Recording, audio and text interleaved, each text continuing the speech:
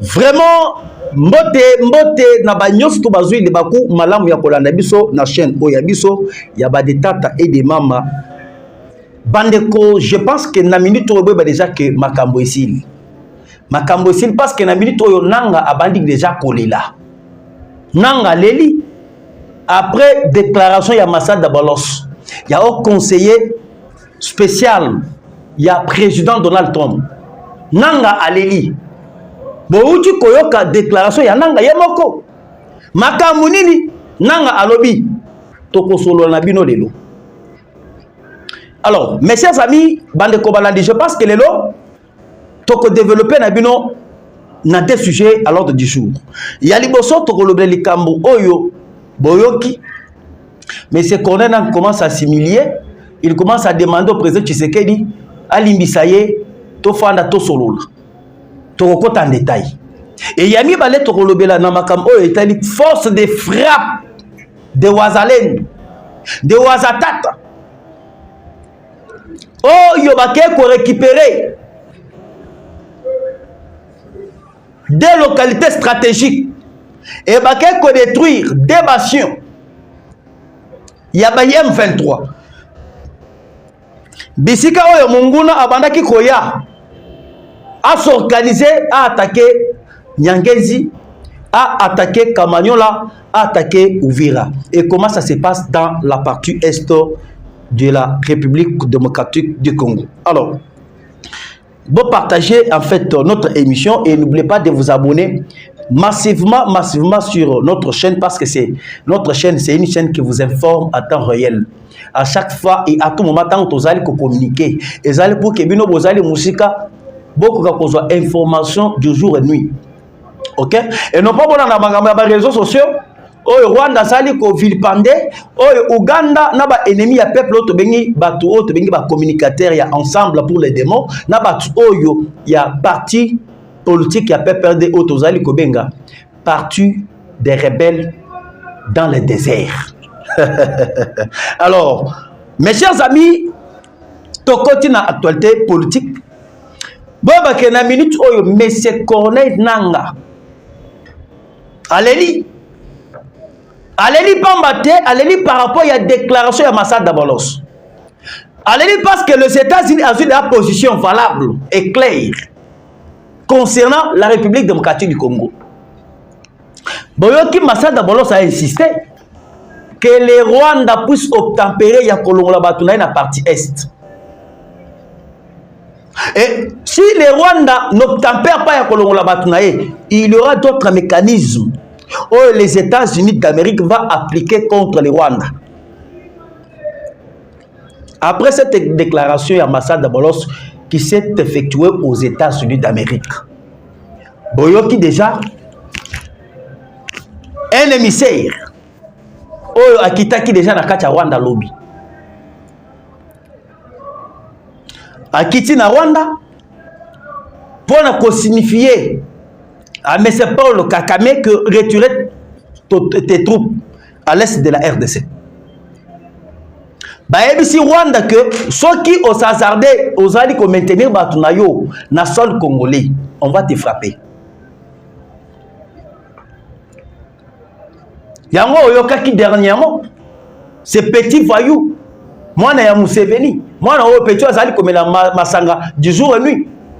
Petit abilango oyo etali ke onagaba mwana Museveni oyo bana ko sala ba menace du jour et nuit contre la République démocratique du Congo. Il commence à changer parce que bazala ki der plan na bango oyo ezalaki déjà ezalaki plan que coûte baboto la Kisangani, baboto la Walikale, baboto la Kindu. Et lorsque baboto la Kindu, on peut sa facilité na nanga na entrée ya Joseph Kabila oyo afani na kacha Rwanda. Maintenant lelo eloko cassé bango déclaration na position ya États-Unis d'Amérique. Et je vous avais déjà prévenu. Les ISA a déployé ba militaire naïe pour que ba sécuriser ba minerais stratégique oyo ezali na partie ya Grand Katanga. Et na minute oyo boyeba fati pena détruire pena Capernaum ya bandoki. Hein? Fachi a bouleversé pyramide, il y a des sorciers, il y a des démons. Toi, tu peux imaginer Bitumba où il y a partie est. Bitumba est 30 ans. Dans 30 ans, le président Félix est venu à la tête de la RDC avec une détermination. Il y a aussi c'est Bitumba est. Oui, Makamba est, papa. Comment on a le temps de le kaka awa, tu sali kolobakeno Bitumba est, et sali pena à manger et à boire. Pour na mboka oyo ya Europe, pour na mboka oyo ya Asie. Mais le président Tshisekedi s'est focalisé à l'objectif. 30 ans de guerre. C'est-à-dire que ba mesana ko yiba, ba mesana ko piller, ba mesana ko boma. Mais le président Félix a s'imposé. Batu ebele. Bazongi babandi kozonga dans cela. Yango yoki déjà avec cette allure. Rwanda vient d'être isolé sur la scène diplomatique. Le président Félix est en train de faire peur à l'ennemi ébélé. Mon toko sa fachi na Congo azate. Boka makam nazali ko ebisabino. Mon tu oyo akoka ki kokwe sa fachi ezali mais c'est Paul Kagame. Na kakota Museveni. Maintenant actuellement na jeune na bango yake bakwesaka toujours ba président ya RDC bango ba contrôlaka toujours Congo ba imposaka Congo muntu oyo azali na obéissance na bango système wana facha eko déblonner yango. Et lorsque le président déblonner yango ba partenaire oyo bazalaki ba partenaire ya makasi oyo babana ko soutenir Rwanda à 80%, c'était les Américains. Maintenant Fachi a béni les Américains. Abaxi ba français, abaxi ba anglais. Yango moni actuellement lorsque vous allez le monde les allez côté pas les allez tardé, c'est parce que ba petit moko mike ba mboka moka mike zali d'abord sur Rwanda. Yango to zali ko ebiseno ko to tali sabino. Émissaire oyo akitaki na kati ya Rwanda lobby akenda ko ebisa Kakameni. Message à Souka. Ndenge basalaki Mobutu à l'envoyé spécial à États-Unis. Bill Chanson. Mobutu que c'est fini pourtant pour les Américains. Tu dois préparer tes bagages et laisser les pouvoirs.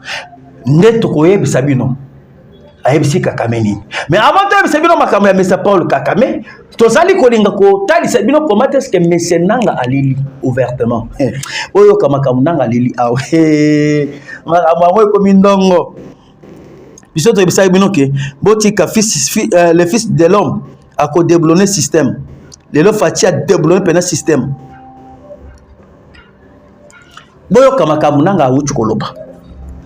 Lorsque ba interview nanga lobby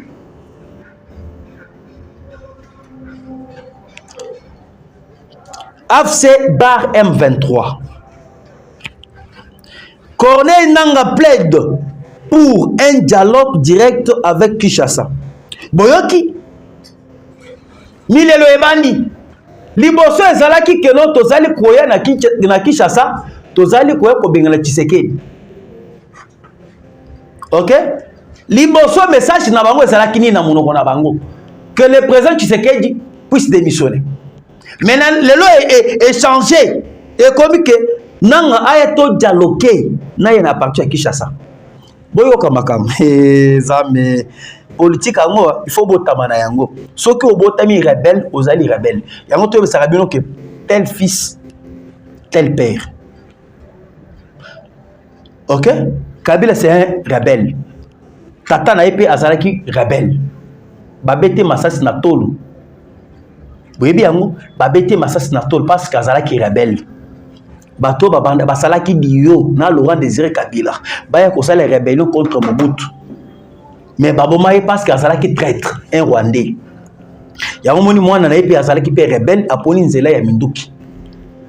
Tshisekedi le fils, son père fit un grand politicien. Oyo ayebi politique. Oyo a compliqué pena ba mindele. Yamoni lelo comme tata na azalaki politicien. Yepe le président Félix azali maman na politicien. Lelo bananga baleli ba kanesaki que la solution de la RDC ezalaki solution ya kokamata Minduki ko sala rébellion mais lelo bazali totalement coincé to continue magamnanga zokoloba Non, Nanga il ajoute encore. Nanga ajoute encore en disant, notre attente, c'est de leur faire comprendre que nous pouvons résoudre ces problèmes en discutant au lieu de nous battre, a-t-il déclaré M. Corneille Nanga. Et Nanga appelle à une résolution pacifique plutôt qu'à la confrontation de l'armée. Batua Makasi, Bakoliat, Tala Nenge David aye koko Sabango. Bozalaki na Makasi. Ba yebisa kibino makambo ya dialogue ya Luanda au bo négliger bo kenda te. Qatar bosala mineni. Et lelo Nanga zali ko. Lorsque Nanga parle comme ça, boba ke bazali totalement coincé. Et ce que dit Nanga, ce que dit Joseph Kabila. Ce que dit Joseph Kabila, ce que dit M. Corneille Nanga. Nanga alobi que non, solution ya kobunda izate. Gouvernement congolais yokela biso to fanda to solola kaka. Lelo bandi ko senga to solola, to ko solola nini? Bino bozela CP azali ko yakolokota bino moko na moko. Ba congolais bino oyo biso bino bosi bobomi na partie est. Makambo ya kolimbisa Nanga izate. Makambo ya kolimbisa Joseph Kabila izate. Parce que bango ba bimi déjà na poisa bazali ba traître ya mboka. Bozali ba marionnette ya M. Paul Kagame. Bokanisaki ke Congo ya lelo ezali Congo ya 1996. Vous vous trompez de l'époque. Et vous voyez que dialogue ko salima te. Pour que biso to sala na bino dialogue direct avec le gouvernement. Bola Moussa bande ko na biso oyo nyonso to oyo bino bobomi na parti ya Goma, à partir ya Bukavu, Minova, Minyembwe. Bat oyo nyonso to bakufa wana soki bola musi bango. Là on va négocier. Et négocier na bat oyo bino bosi bobomi. Ça c'est trahir la nation congolaise. Et pourquoi Nanga muna bango bakoboko préférer dialogue. Na minute autre zali ko yebisa que makambo ya part pour les sociales ya Senko ezali déjà ouvert. Parce que na mekaki ko expliquer bino la France amekaki ko mema projet ya Ambongo, projet ya Soli ya bademo wana na kati ya Conseil de sécurité des Nations Unies ba voter yango. Conseil de sécurité des Nations Unies ba boy yango. Et lorsque Conseil de sécurité des Nations Unies ba boy yango moni maintenant bango babane ko espérer makamwana ekoleka. Et lorsque makamwana ekoleka ba ko valoriser yango na Conseil de sécurité des Nations Unies. Yango moni les États-Unis beti bango bord sur les champs. Na représentant na oyo azali au sein des États-Unis. Ayebisi bango ke makambo ya dialogue bosali yango trop. Bozalaki na Angola. Solution moko emonanité. Bolongo na Angola boke na Kenya, solution moko emonanité. Bolongo na Kenya boke na Doha na Qatar, solution moko emonanité. Maintenant les autres allez continuer la même solution, il n'y en aura pas. Quoi faire? Celle que le Conseil de sécurité des Nations Unies va s'appliquer. Et on moni bokaboni koteli na kati ya Conseil de sécurité des Nations Unies. Ngambo ezali na côté ya Congo, ngambo mususu ezali na côté ya Rwanda. Bato bazali na côté ya Rwanda, ce sont les Français. Yango tozali ko yebisa bino. La guerre de l'Est. Les grandes puissances se livrent une bataille diplomatique aux enjeux géostratégiques majeurs. Bobi actuellement na partie est, la grande puissance basa na posa ba minerai. France a na posa zo minerai. Mais kozo minerai azali na même méthode azali ko appliquer ya kozo minerai sima ya Rwanda. Kotindika ba M23 ko armer les Rwanda ba yebaka ba minerai. Maintenant les États-Unis à comprendre que ba minerai ebele échappakaye. Lorsque France a koti azali ko izo minerai. Bango baza ba perdant. Pourquoi bazali ba perdant? Bazali ba perdant parce que minerai zali ko bima frauduleusement Russie a koti ayibi. Chine a koti ayibi. France a koti ayibi. Angleterre a koti ayibi. Italie également. Ok, boyoka ki dernièrement ambassadeur ya Italie akufa na partie à est. Pourquoi kenda kokufa kuna? Italie azali na bakare minier na partie à est. Ok, bazala ki na ba entente moko bayoka ki na ba rebelle. Bazali ko fournir bango ba minduki ba minduki ko fournir bango ba moyens nécessaires pour que bango ba congolais ba contre ba gérer toujours ba carré mien na bango yango mona ki ba conflit moko et salama ki ambassadeur ya Italie akufa kuna ba bomba lika mwana ba lo yango te. Alors je ne suis pas de là, je suis venu d'abord vous informer d'abord na minute oyo ndenge tozali ko ebisa bino ba grande puissance ya monde bazali ko se livrer na bataille par rapport à ba minerais oyo ya biso. Et bataille on a na cause majeure que non, comment gérer le minerai stratégique en République démocratique du Congo. Pourquoi? Parce que les gens qui botali n'ont pas inventé ba téléphone. Bazali ko inventé mituka. Minerai nyon soana à 80% ezali ko uta na Congo. OK? Maintenant les États-Unis à se rendre compte. Chine azali ko produire ba téléphone. Chine a commis la technologie à makasi. Et nous sommes liés parce que Bitumba est na partie à est. Pour que les États-Unis aient contrôler le minerai à Congo, il faut maintenant Kimia et Kota na Congo.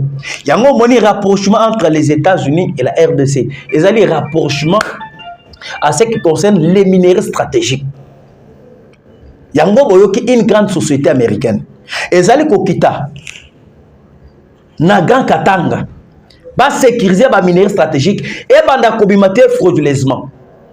Yango boyoki ba pesi Kakame dernier avertissement lobby.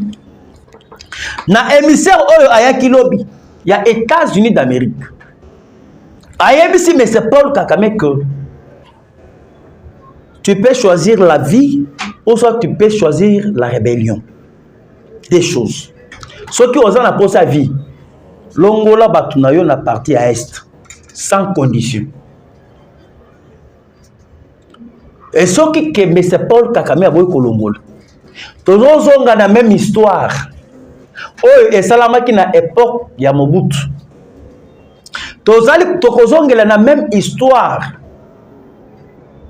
Namakam oh et Salama qui na rébellion oh babakina ko abattre Abiariman. Bazali na survie mususuté. Est-ce que bino boyo ka lisusu mwana Museveni na lobaka lisusu je n'importe quoi? Bakebisi bango par les Américains. Les États-Unis ont pour ça contrôler Congo. Minerai bimara lisusu parce que dans Barangé de l'air, il y a une guerre économique qui s'est déclenchée. Guerre économique s'est déclenchée entre la Chine et les États-Unis d'Amérique. Oyoki dernièrement Trump a mis ici pourcentage douanier. Il y a Mboka na bango, il y a les États-Unis et la Chine. Et Chine peut accueillir Mboka na ye à matisi pourcentage douanier. Mboka na ye koleka o Italie à États-Unis. Et j'ai vu comment est-ce que la Chine a télémi azali koloba que bango bazana ba société ba Adidas ezalaka ya bango. Les États-Unis azali ko somba bango peut-être soulier moko ya Adidas na $3 na $300. Et lorsque les Américains bazo somba kuna na $300 bazo ki na mboka na bango bazo tia ngo cher. Et le gouvernement chinois batangi ba société ebelé o ya bango o ezali na kati ya États-Unis d'Amérique. Maintenant pour que les États-Unis se maintiennent, ils cherchent maintenant à appuyer le Congo. Ce n'est pas le Congo qui est dans un état de faiblesse. C'est les États-Unis dans un état de faiblesse. Parce que dans de l'air, le monde est devenu multipolaire. Comme le monde est devenu multipolaire, Tozalina, Chine a botami grande puissance économique. Nous avons la Russie a botami grande puissance économique. Nous avons l'Iran. Nous avons les Corées du Nord.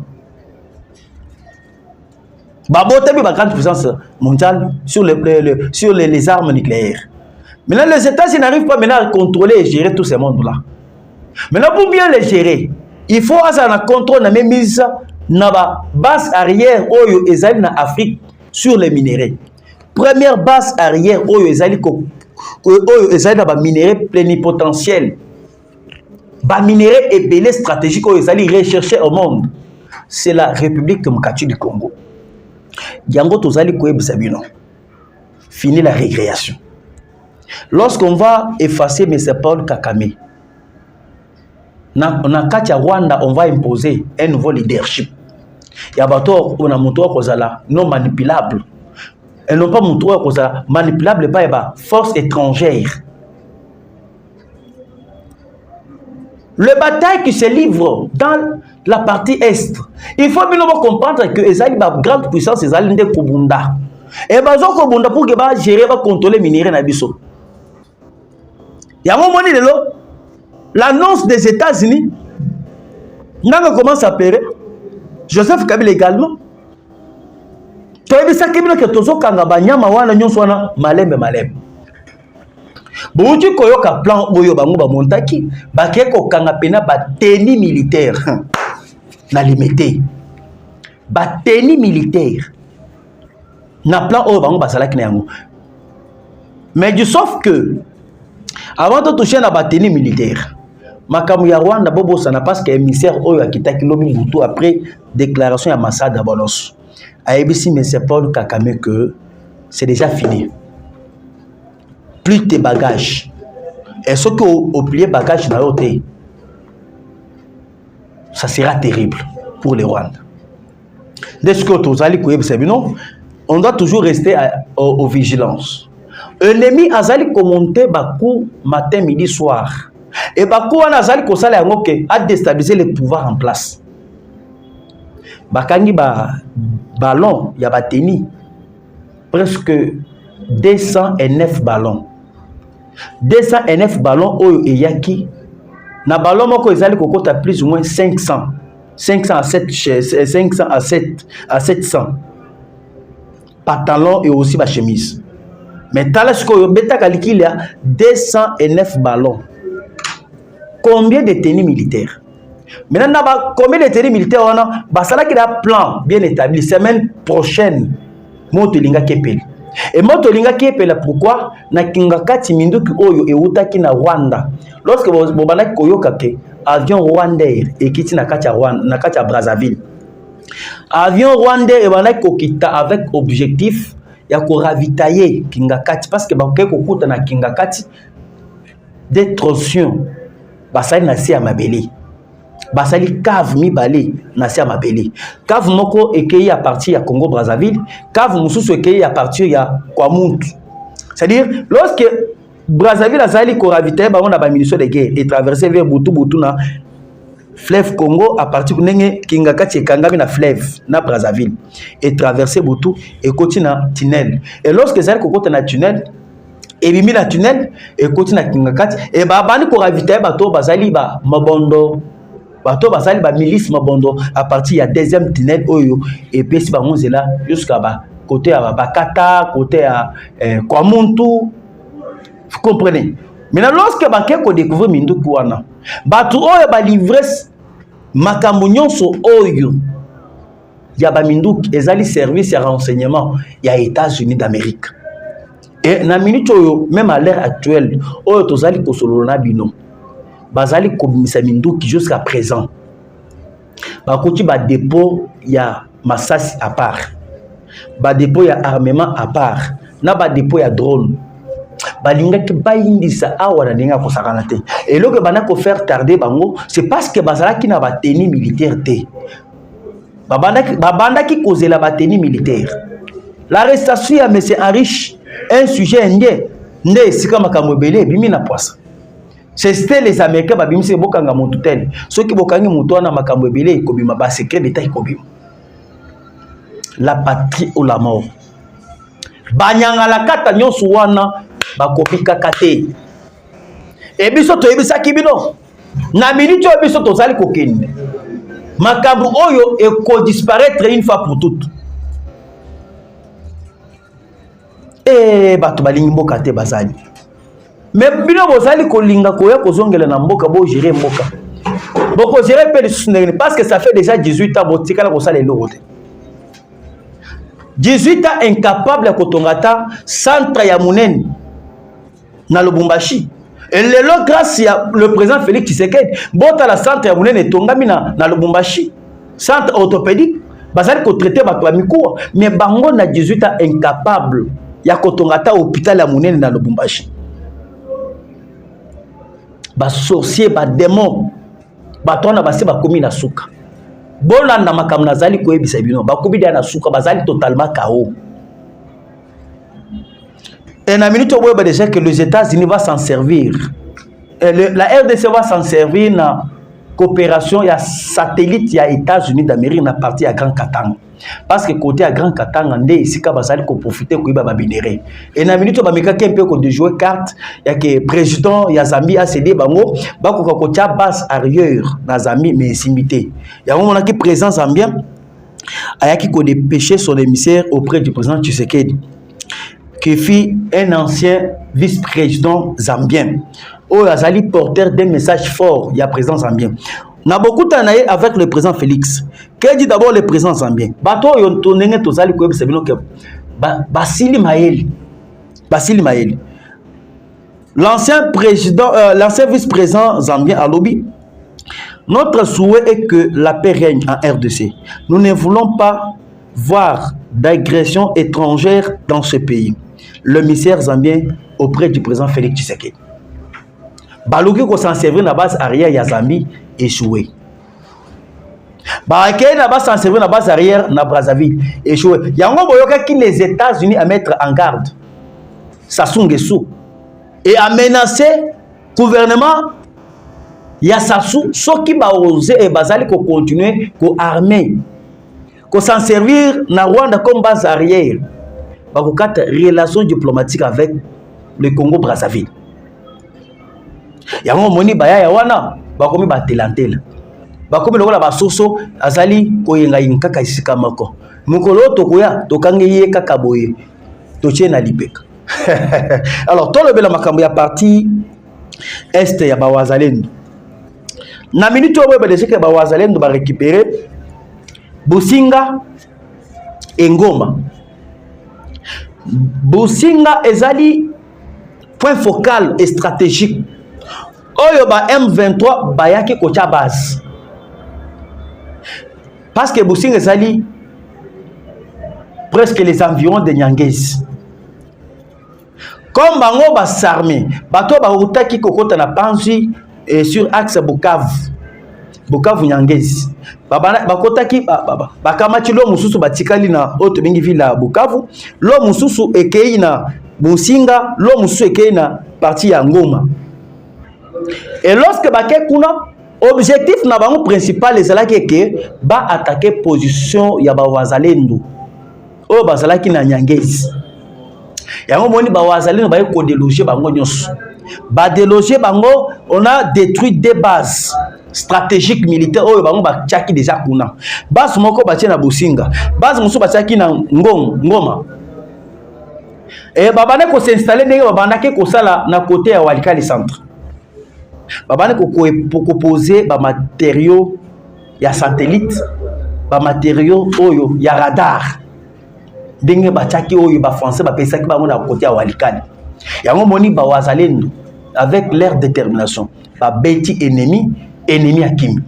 Et lorsque ennemi Akimi, on a récupéré plusieurs matériaux ya ba M23 oyo bazalaki na yango oyo bachaki da kuna. Après nenge tozali ko beta boye muntu mususu atelemi lokola ba Willy Mishik. Non, il faut que wazalendo ba cesser les faits, wazalendo ba bundate. Nani wana ko ya ko hotel ba wazalendo. Le même Willy Mishik après ça qui prophétie. C'est comme si ayeba ki de makambo ngo que non le président Etienne Tshisekedi amono makosonga awate. Ndenge basalaki na plan na bango ya ke ba éliminer na Belgique. Le même Willy Mishik azongi pe le sous na même méthode que non c'est les faits. Tokobunda makambo ya kozonga sema izate. Toyebe sebino que on a perdu plusieurs vies ya ba ndeko na biso ba kufi na partie est. On a besoin de la paix. On a besoin que les Congolais bénéficient de la minerai au Yabango. Et non pas que les minéraux à Congo, c'est que Rwanda yibi. Rwanda côté à Bomi. Alors, Bandeko, vraiment, merci et belé. Nous avons partagé ensemble. Tokota Nabino Mbalasima. Plus 243, 89, 335, 82, 51. Plus 243, 89, 335, 82, 51. Tokotana Nabino Mbalasima. Bye.